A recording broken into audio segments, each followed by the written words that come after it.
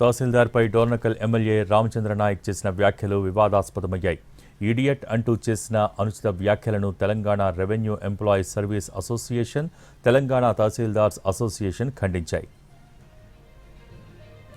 మహబూబాబాద్ జిల్లా మరిపేట మండలంలో భూభారతిపై అవగాహన సదస్సులోనూ, చిన్నగూడూరులోని ధాన్యం కొనుగోలు కేంద్రం ప్రారంభోత్సవ కార్యక్రమంలో ఇసుక కూపన్ల విషయంలోనూ ఓ ఎంఆర్ఓను ఇడియట్ మాటలు మాట్లాడకు అని అన్నారు ఎమ్మెల్యే రామచంద్ర నాయక్. ఈ వ్యాఖ్యలు మహబూబాబాద్ జిల్లాలో తీవ్రంగా వివాదాస్పదమయ్యాయి.